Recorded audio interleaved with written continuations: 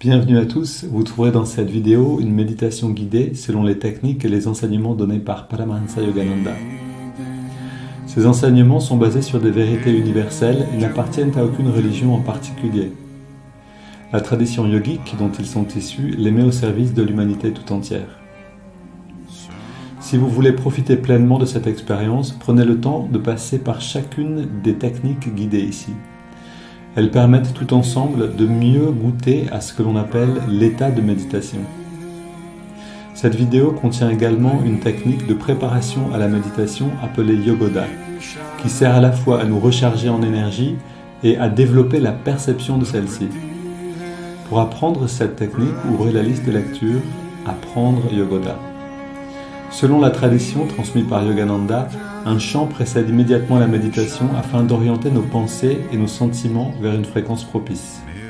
Pour sauter cette introduction la prochaine fois ou pour aller directement au début de la méditation guidée, voyez les repères indiqués dans la description de la vidéo ou dans la barre de lecture. Si vous appréciez le contenu de cette vidéo, vous pouvez nous aider en vous abonnant et en ajoutant un pouce. Ananda francophone vous souhaite une belle méditation.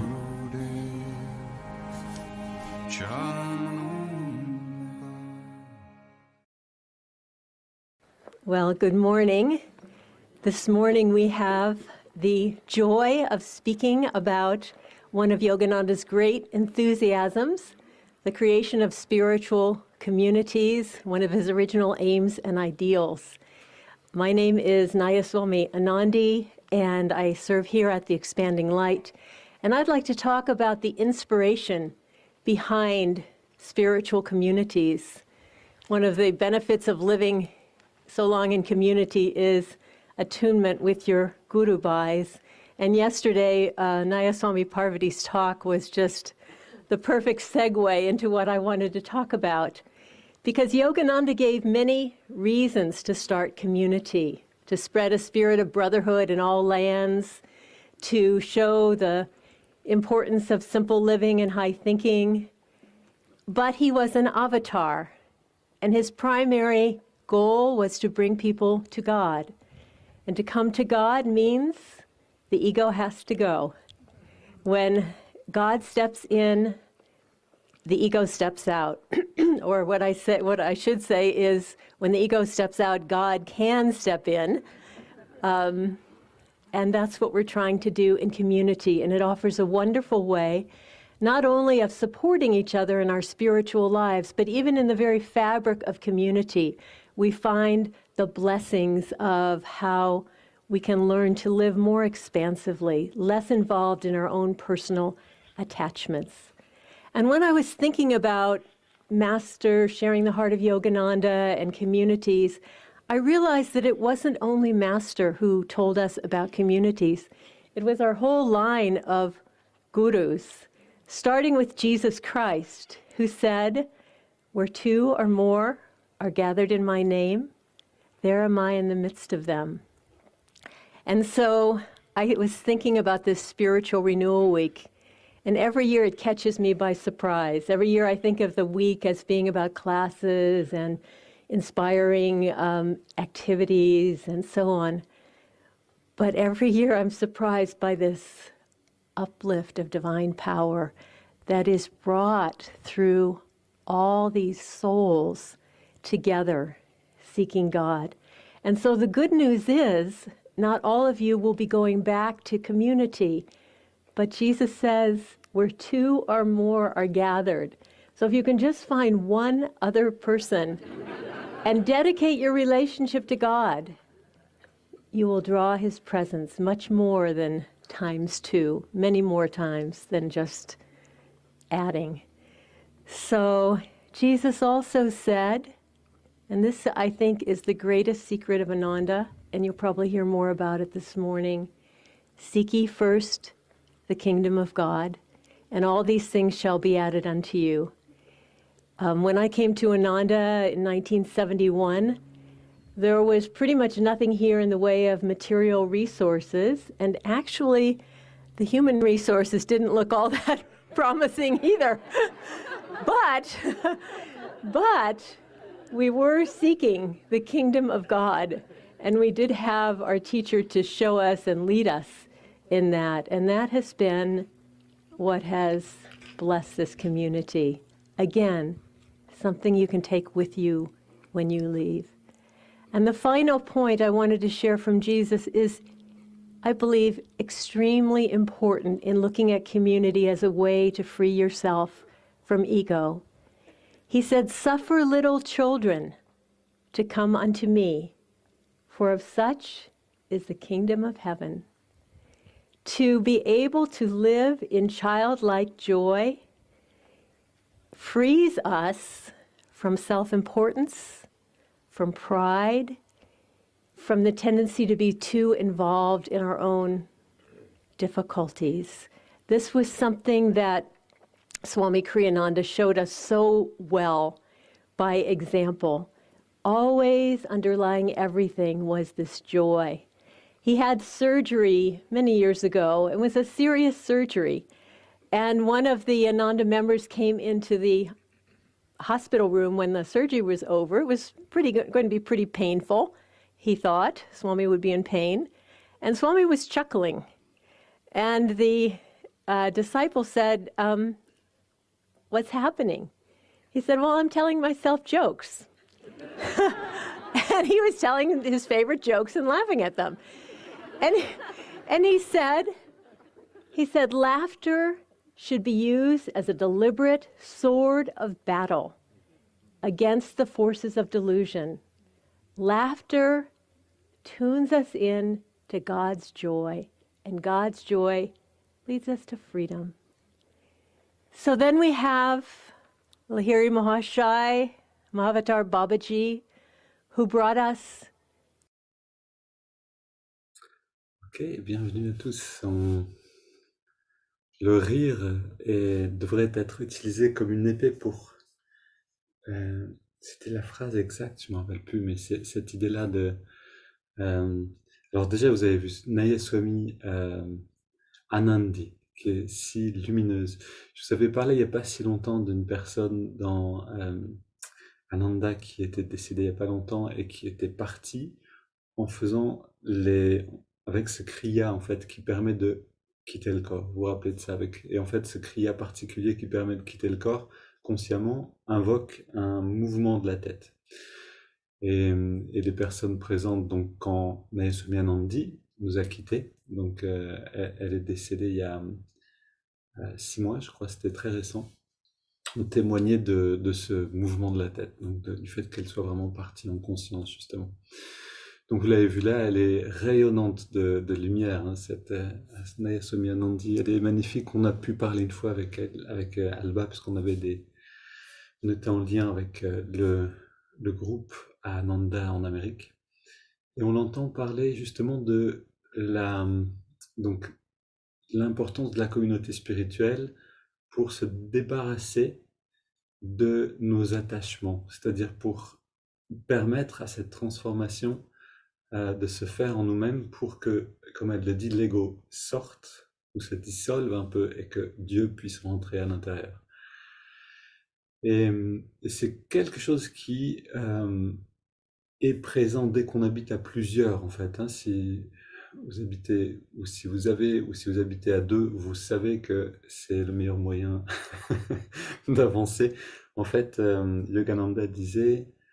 alors c'est intéressant, voilà un passage qui a été supprimé de l'autobiographie d'un yogi, hein. Ça c'est aussi au passage pour vous dire que l'autobiographie d'un yogi a été modifiée au fur et à mesure par l'organisation qui a repris, on va dire, l'héritage de Yogananda, et c'est aussi pour ça que Swami Kriyananda a proposé de rééditer, de réimprimer, publier, pardon, l'autobiographie originelle, donc celle que Yogananda avait écrite, qui n'a pas encore été modifiée. Et dans cette édition originelle, on trouve le chemin le plus rapide pour un aspirant spirituel, pour avancer spirituellement, c'est en fait la vie d'un chef de maison, c'est-à-dire d'être en couple et d'avancer avec les responsabilités dans le monde. Ce qui est vraiment intéressant, c'est-à-dire que c'est pas forcément de se retirer du monde qui fait avancer spirituellement le plus, mais c'est aussi en fait de pouvoir intégrer cette spiritualité dans le monde. Et là aussi, Amma dit quelque chose de très intéressant. Quand j'étais là-bas dans l'ashram en Inde, dans le sud de l'Inde, dans le Kerala, elle l'a dit une fois, cet ashram, alors il y avait beaucoup de monde, hein, vous pouvez vous représenter ça comme un petit village, il y a des maisons et des bâtiments qui ont 30 étages, 30 peut-être, je crois que j'exagère un peu, mais il y a vraiment beaucoup d'étages, c'est énorme. C'est au milieu du Kerala, au milieu de la campagne. Donc il y a tout ce monde qui est là, et puis elle dit, cet ashram est un hôpital psychiatrique. Cet ashram, c'est pour ceux qui ne peuvent pas vivre dans le monde. Littéralement. C'est-à-dire qu'elle disait, cet ashram, il est là pour vous aider à vous réparer psychologiquement, et pour apprendre à marcher, à vous tenir debout spirituellement, pour que ensuite, dans la vie de tous les jours, dans le monde, vous puissiez faire un pas devant l'autre, vous puissiez mettre un pas devant l'autre, un pied devant l'autre, et avancer de vous-même. Et donc, c'est ce que Amma nous demande, c'est vraiment de passer un certain temps avec elle, et ensuite, elle nous envoie dans le monde, elle nous ramène, elle nous fait sentir que notre place, c'est pas de rester toujours près d'elle, mais c'est, sauf certaines personnes, pour qui c'est leur vocation, mais pour beaucoup, ça va être de retourner dans le monde et de partager ce que eux ont vécu avec elle. Et, et donc, la communauté spirituelle est là pour justement nous permettre cette transformation intérieure. Et on va être constamment dans cet ajustement. C'est aussi, à la fois, c'est la richesse d'Ananda, et c'est pourquoi on aime être à Ananda, c'est que tout le monde est orienté de cette manière, donc on n'est pas seul. Quand on est seul dans la spiritualité, on finit naturellement par se perdre et à méditer de moins en moins, etc. C'est normal. Et donc le fait de se retrouver à plusieurs va nous renforcer énormément. Et en même temps, l'autre va nous confronter forcément avec nos ombres. Et ici, on aura le choix donc de faire le travail, d'avancer. Et c'est la force d'une communauté comme un Ananda ou un ashram, c'est qu'on est plusieurs à méditer, donc on va aller à travers cette transformation plus facilement. Donc soit on va faire ça, soit on va se retirer et dire non, c'est trop difficile, je préfère être seul. Et j'allais dire d'où les monastères, c'est ironique, mais d'une certaine manière c'est vrai, c'est-à-dire que de se retirer du monde, c'est d'une certaine manière plus facile quand on a du mal à faire face. Alors, non, ce que je dis, c'est pas juste. C'est-à-dire quand on est dans un monastère, bien sûr, on est constamment l'un contre l'autre. On est dans une transformation profonde aussi. Euh, mais beaucoup choisissent de vivre en ermite pour éviter en fait d'être constamment face à ces ajustements. Ok, je ne veux pas parler plus longtemps de ça, mais pour le lien en fait avec notre travail, nous on a de la chance, on est sur Zoom, donc on n'a que le bon. On se réunit, on médite ensemble, on fait des petits groupes, on parle ensemble, on n'a pas le temps de s'ennuyer d'une certaine manière. Mais si on habitait ensemble pendant 6 mois, bien sûr qu'il y aurait ces processus qui viendraient et on aurait un vrai travail intérieur à faire. Donc c'est aussi la crème au début, c'est on découvre une communauté Ananda, on a juste le bon. Puis quand on décide d'aller y vivre ou d'y passer plus de temps, ça devient sérieux. Parce qu'on peut tenir le coup. Alors, levons-nous maintenant, allons dans yoga.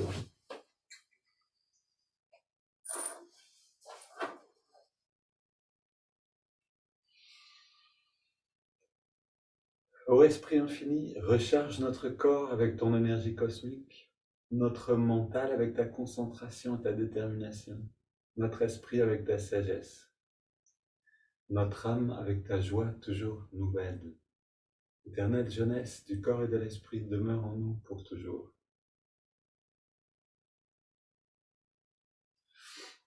Et allons dans cette pratique avec cette joie à l'intérieur. Voilà ce que disait tout à l'heure Anandi, c'est Swami Kriyananda était à l'hôpital, il se faisait opérer, je crois, de la hanche, c'était très douloureux. Un disciple arrive et le trouve en train de rire.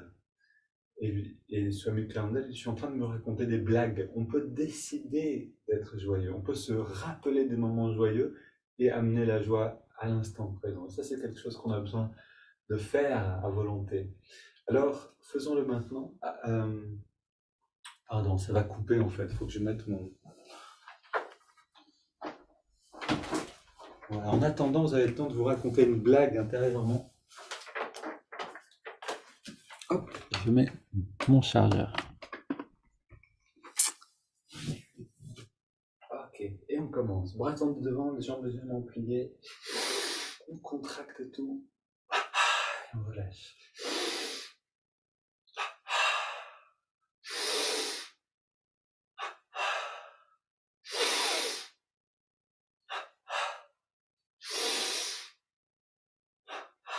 Ok, main sur les hanches.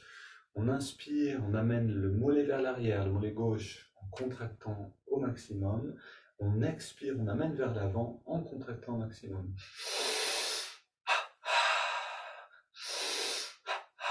On garde le mollet en arrière. On fait 3 cercles avec la cheville dans les deux sens, en engageant les muscles de la cheville plus que nécessaire. On change de côté. Mollet vers l'arrière à l'inspire, contraction de la jambe, mollet vers l'avant.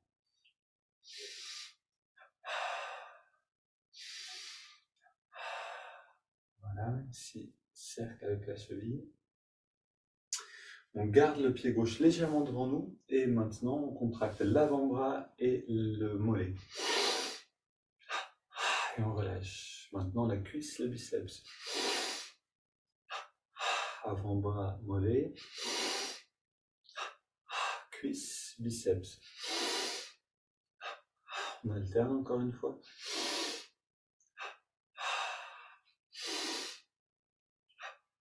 On change de côté. D'ailleurs, oubliez d'ouvrir la fenêtre. Bienvenue pour faire la même chose. Rentrée de l'oxygène. Inspire, avant-bras, mollet. Relâche, cuisse, biceps.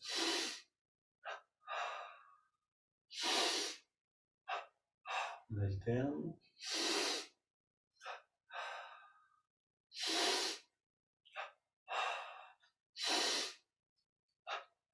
Ok, maintenant, deux côtés d'un coup. Les avant-bras, les mollets. Les cuisses, les biceps. Continue.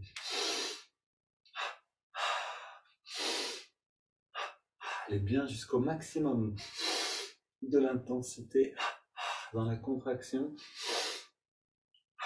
et du relâchement aussi. Maintenant, fesse gauche, poitrine à gauche et à droite.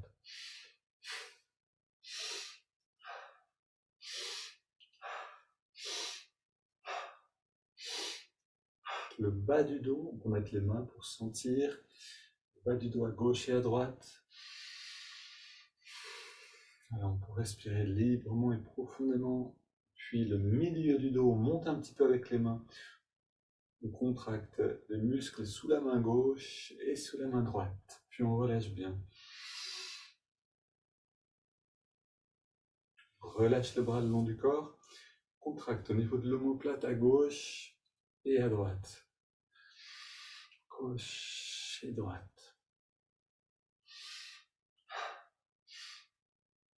Mains sur les épaules, 3 cercles vers l'avant.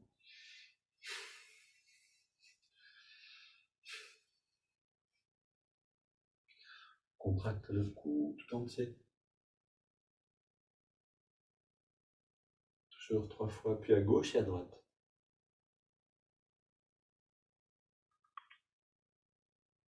On baisse la tête, contracte la nuque en redressant et en inspirant. Expire, on relâche, on redescend. Avec la tête, bien sûr. Ok, maintenant, petit cercle en gardant le cou contracté dans les deux sens.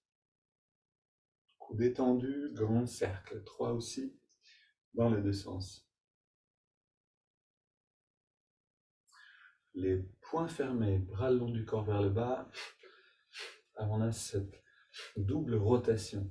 Les hanches vont dans une direction alors que les épaules vont dans l'autre.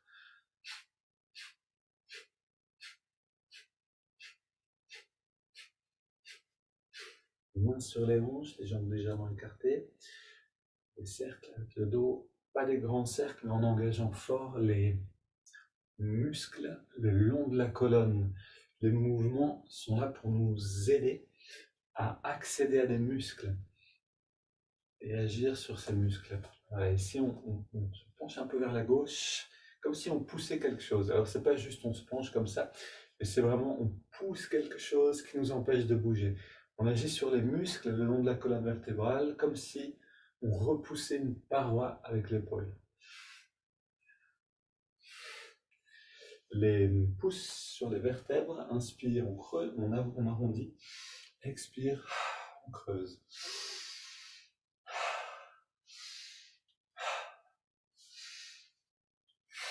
Ok, bras tendus.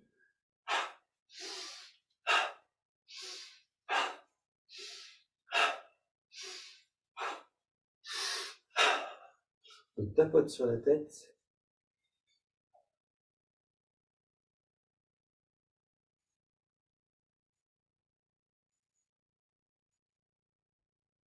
Maintenant, on pose les doigts sur le crâne et on fait bouger la peau sous les doigts. Donc, on masse le cuir chevelu, mais surtout, on fait bouger la peau du cuir chevelu. Avec assez de pression. Et maintenant, avec les 3 doigts du milieu de chaque main, on ouvre dans la nuque sous l'occiput en faisant un massage, 3 cercles dans un sens, 3 cercles dans l'autre. On garde la pression des doigts, on baisse la tête, inspire, on contracte la nuque en dressant. Et ici vraiment donc, on ouvre le passage de l'énergie, puis on voit cette énergie à l'inspire. Encore une fois. Ok, les doigts entrelacés au-dessus de la tête, on contracte biceps à gauche et à droite. Inspire à gauche et droite. On relâche les bras le long du corps, on contracte tous les muscles. On inspire.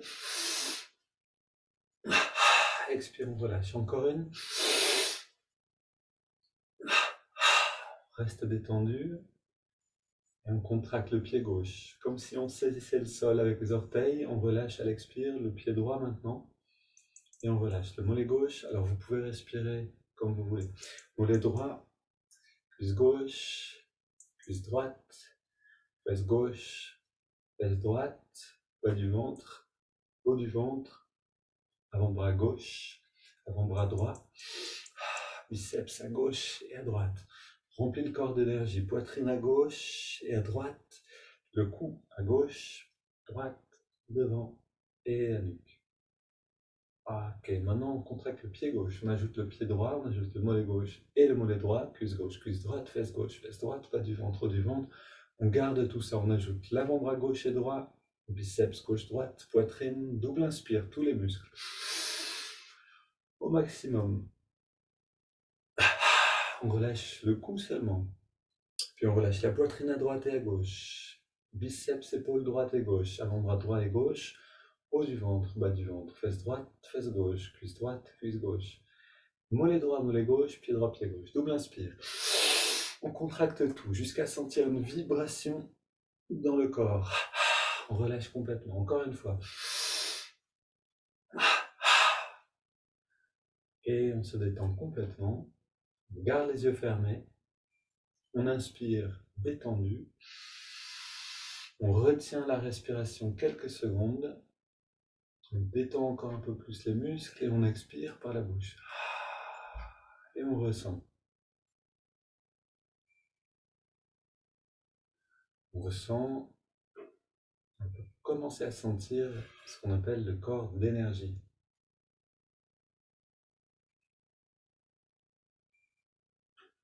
Qui est là, superposé à notre corps physique.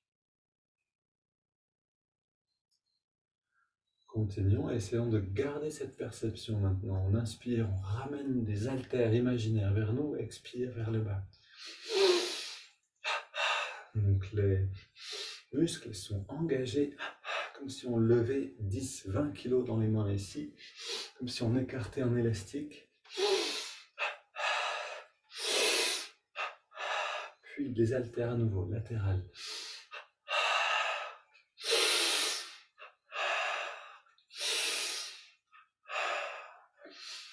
Petit cercle bras tendu, en augmentant l'intensité de la tension. Et puis dans l'autre sens. Altère vers l'avant.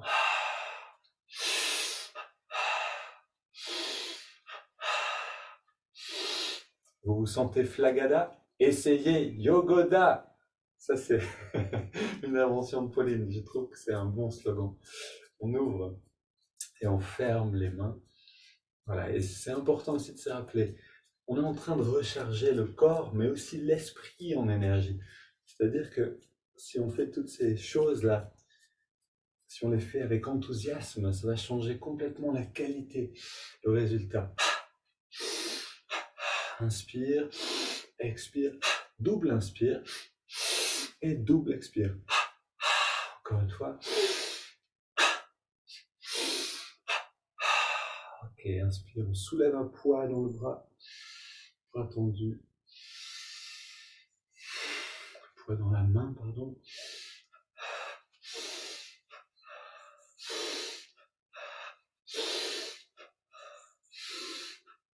Latéral.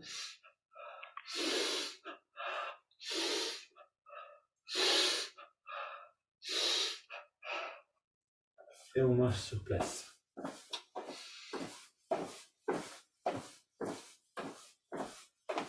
Je suis positif, énergique et enthousiaste. Et on trouve ce sourire. Comme Swami qui riait alors qu'il était à l'hôpital avec des douleurs. Nous, on n'a peut-être pas les mêmes conditions. Apprenons à retrouver la joie à l'intérieur à volonté. Cours sur place.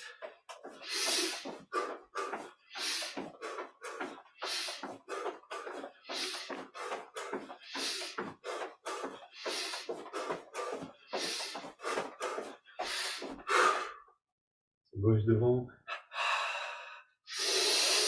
3.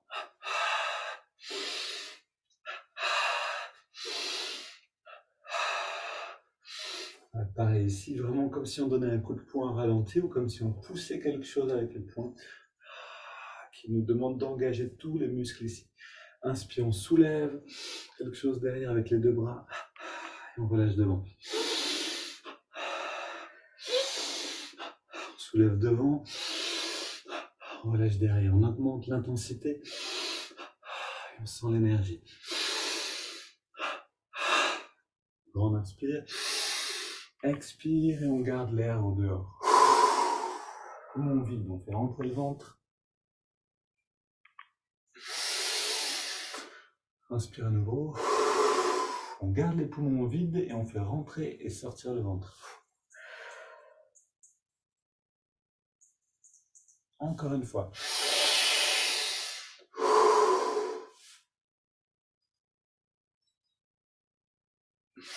Et on se redresse. Bras tendus devant. On retrouve les premiers mouvements.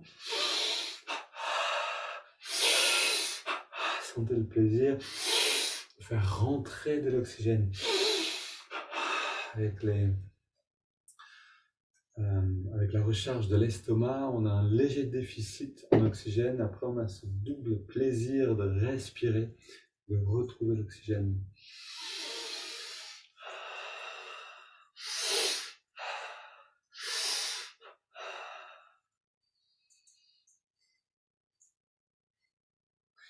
Puis, mouvement de la jambe, jambe tendue pour les hanches. Un cercle dans les deux sens, 3 cercles de chaque.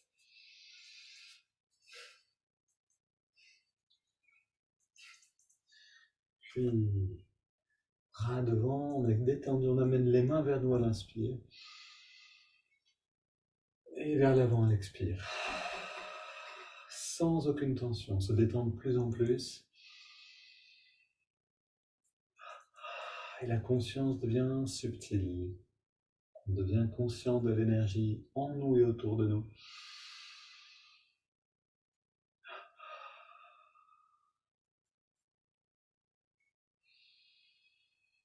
Une bonne image, à chaque expire, l'aura grandit. Notre rayonnement grandit.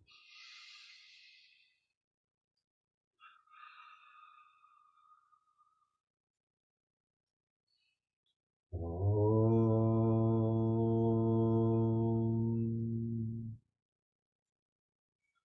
relâche les bras le long du corps, on garde les yeux fermés. On se détend un petit peu plus encore. On se détend pour oublier le corps physique un instant et sentir le corps d'énergie. Sentir le bien-être qui est là.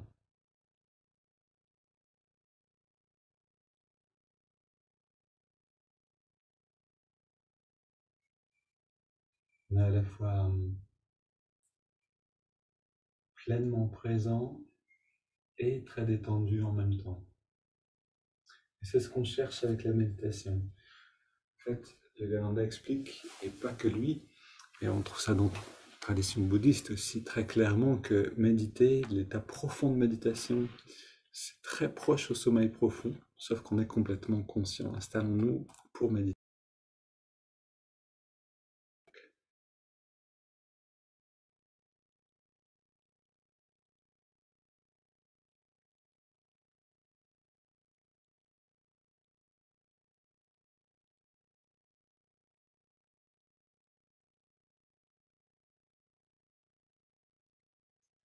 Essayons de voir si pendant les quelques secondes qui viennent, on arrive à trouver un moment qui nous a beaucoup fait rire, qui nous a réjouis ces derniers temps, et de retrouver cette même énergie pour que la méditation, on la commence dans cette énergie-là aussi.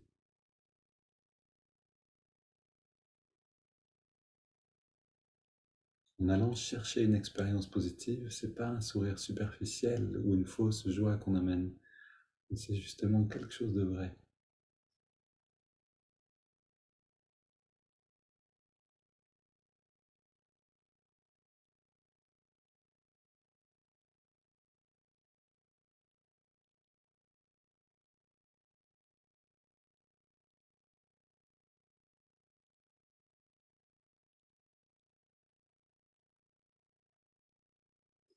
Puis quand on a cette légèreté intérieure, on la garde et on amène l'attention dans la poitrine pour le chant. Et ne vous en faites pas, c'est pas facile au début d'aller chercher un moment joyeux, d'aller retrouver cette énergie. C'est vraiment quelque chose qui s'entraîne. Au début, c'est pas évident.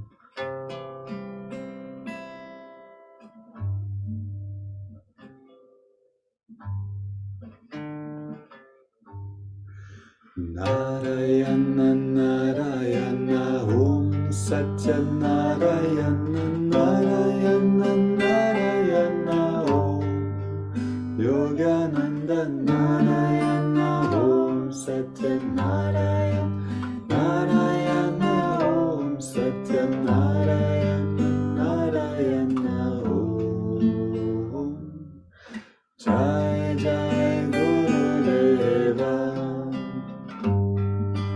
Narayana Narayana Om Satya Narayana Narayana Narayana Om Yogananda Narayana Om Satya Narayana Narayana Om Satya Narayana Narayana Om Jai Jai Gurudeva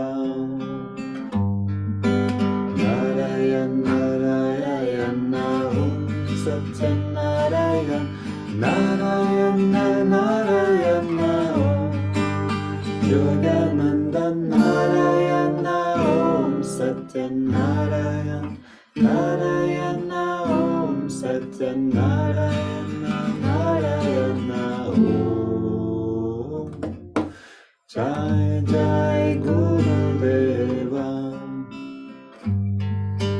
Narayana Narayana Om Satya Narayana Narayana Narayana Om Yogananda Narayana Om Satya Narayana Narayana Om Satya Narayana Narayana Om Jai Jai Gurudeva.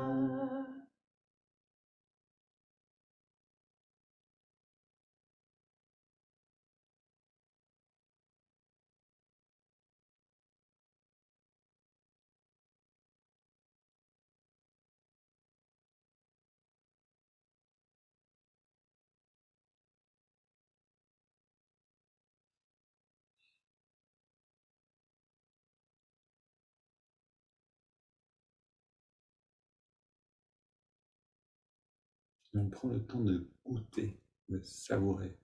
Chaque chant, chaque mantra a une saveur différente,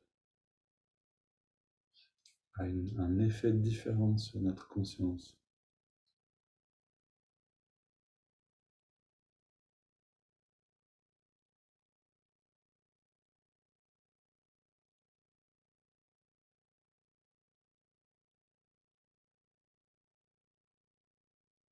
Donc, quelquefois, vous trouvez un chant qui vous parle particulièrement. Dans ce cas-là, gardez-le et chantez-le intérieurement pendant la journée. Maintenant, respirons profondément, sans tension, simplement détendu, mais avec une respiration contrôlée, profonde. Le ventre sort au début de l'inspire et rentre à la fin de l'expiration.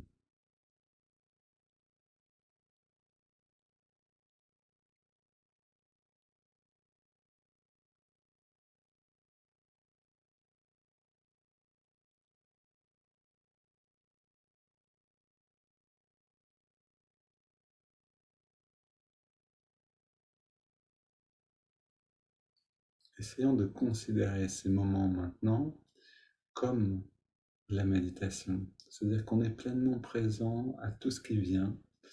Et plus que ça, on se sert des mouvements qui viennent maintenant pour devenir observateur, pour regarder, pour trouver cet équilibre entre vivre quelque chose et en même temps être légèrement détaché, observer et rester en paix intérieurement. On inspire, on entrelace les doigts à la hauteur de la poitrine. À l'expire, on pousse les mains vers l'avant et on arrondit le dos. Inspire, on étire vers les ciels. Expire, on se penche vers la gauche. Inspire au centre. Expire vers la droite. Inspire au centre. On se tourne vers la gauche. On pose les mains et on va un peu plus loin dans la rotation.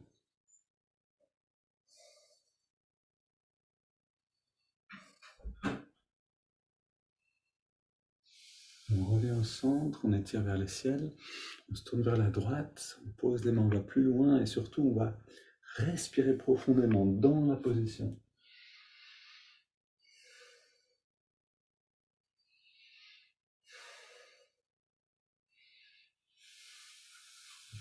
Puis on revient au centre, on pose les mains derrière, sur la chaise, sur le sol, on se penche légèrement vers l'arrière et on resserre les épaules et les coudes en arrière pour ouvrir la poitrine. On respire profondément.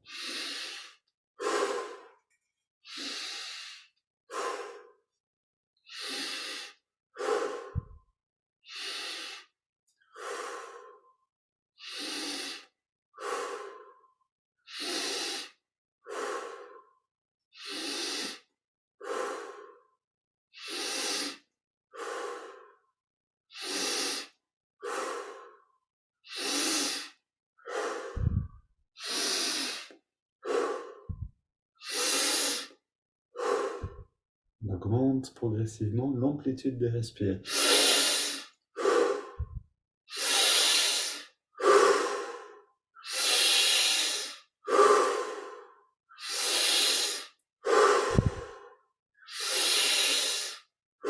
Cinq dernières, maximum d'intensité, d'amplitude.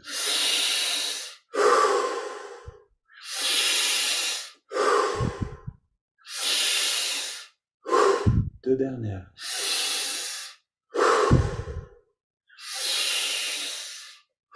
Puis on revient au centre, on pose les mains sur les cuisses, paume vers le ciel. Le dos détendu, droit, inspire profondément et on garde l'air dedans. On retient le souffle et on détend complètement tous les muscles du corps. Et puis on laisse l'air sortir par la bouche sans faire d'effort. On arrête de respirer ensuite et on ressent.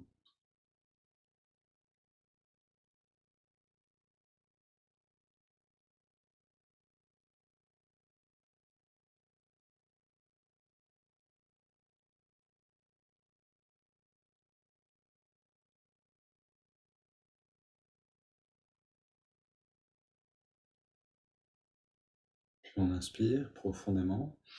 Bien sûr, vous pouvez toujours respirer avant si nécessaire. On garde l'air dedans. On rentre le ventre, on contracte le périnée, on redresse le regard un petit peu plus. On relâche et on expire.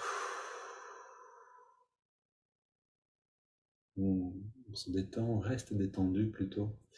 Et on laisse le corps respirer de lui-même. On se familiarise avec cette perception améliorée de nous-mêmes. Et c'est pas percevoir nos pensées, mais c'est vraiment percevoir l'intérieur, l'énergie qui circule.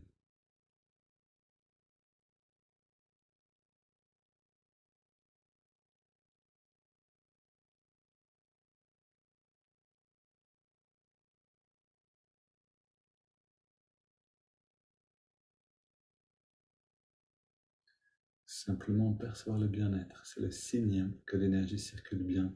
On inspire maintenant, double inspire par les narines. On garde l'air dedans, on serre les poings, on contracte tous les muscles au maximum. Et on expire et on se détend, on recommence. On peut voir ça comme un boost d'énergie. Et en même temps, on élimine les dernières tensions. Maintenant, on reste détendu et on inspire par les narines sur 5 en sentant l'énergie remonter le long de la colonne.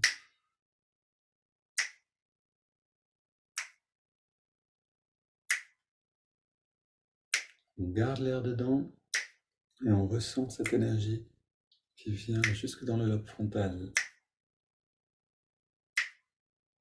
On expire. On sent cette légèreté dans la conscience, ce bien-être qui se répand dans l'esprit. On inspire à nouveau.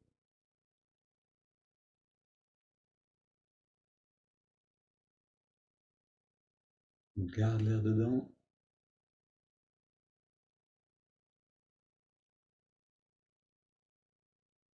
Expire.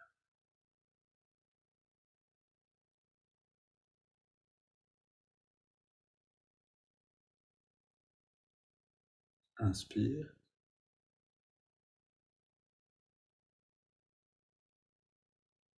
Poumon bien plein, on garde l'air dedans.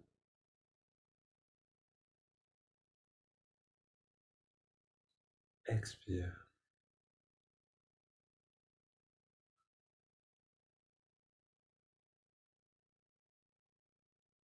Encore un cycle, inspire.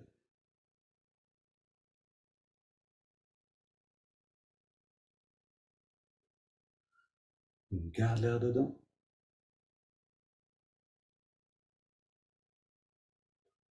Expire.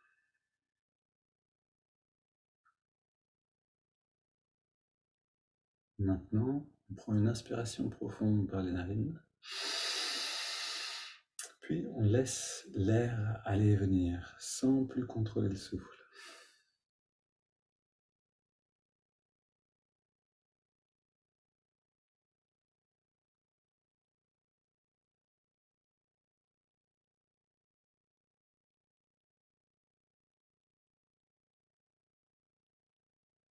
Et on sent encore une fois ce bien-être du corps, ce bien-être se communique, c'est communiqué à notre esprit. Ces respirations triangulaires font le lien entre le calme du corps et le calme du mental, le calme émotionnel.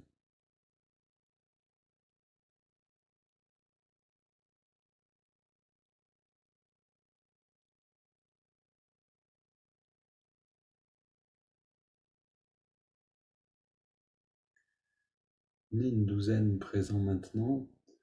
Prenons le temps de nous voir faisant partie de ce groupe. On est 12 maintenant en live, mais on est en fait, je veux dire en direct, mais on est beaucoup plus que ça, puisque d'autres nous rejoignent après. Donc on fait tous partie de ce grand navire, on a tous un rôle à jouer sur ce bateau de la méditation ensemble. Et allons dans la pratique conscient que de la qualité de notre attention dépend la qualité aussi de cette navigation ensemble. Donc vraiment, quand on va observer le souffle maintenant dans les narines, c'est pas pour nous seulement qu'on est en train de le faire, mais c'est pour élever le groupe et au-delà de ça, le monde.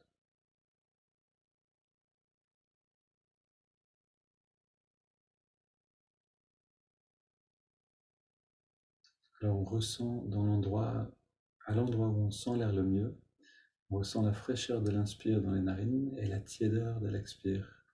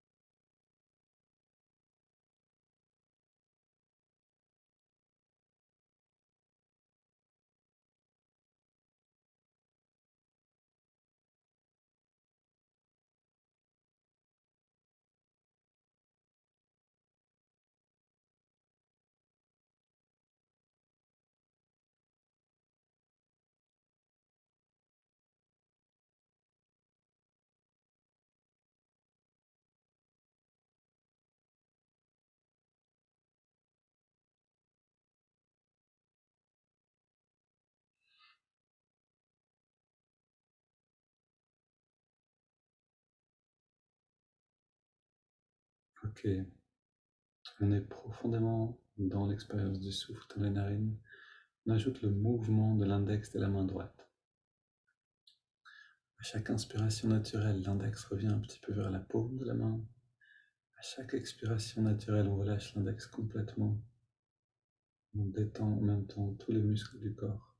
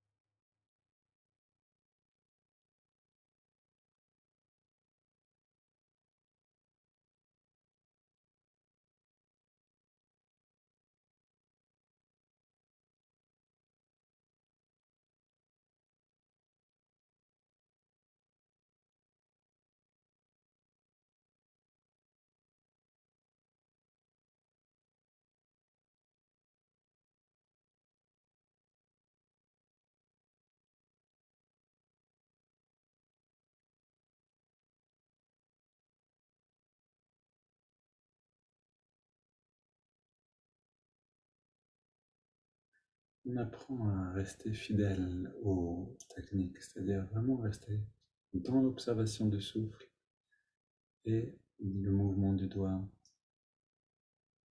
Et ça nous permet de voir que les pensées nous emportent constamment avec elles.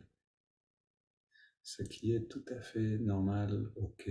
On revient simplement à l'observation du souffle, patiemment, avec bienveillance. On ajoute le mantra Hong So. Hong accompagne l'inspiration naturelle, So l'expiration naturelle.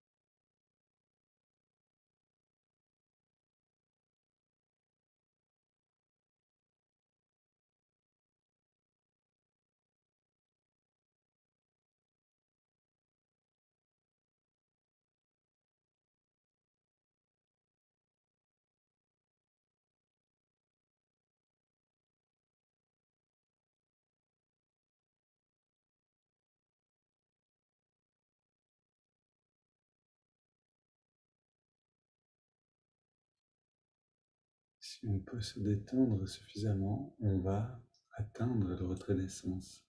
Changement de perception du corps, conscience plus subtile. C'est assez simple à atteindre. Essayons chaque jour d'y arriver un peu plus rapidement.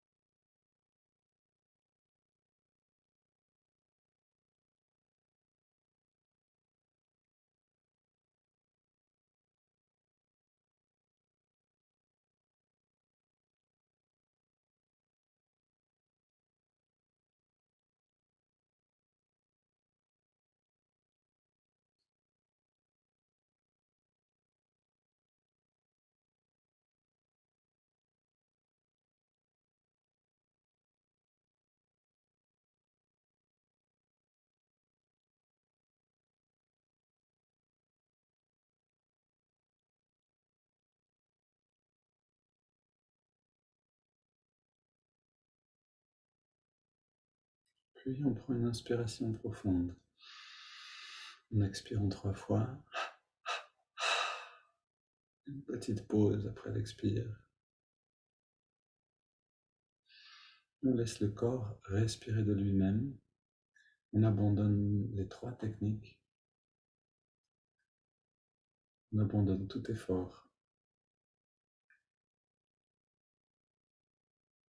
Et dans cet abandon, on ressent le bien-être qui se développe, qui s'épanouit à l'intérieur.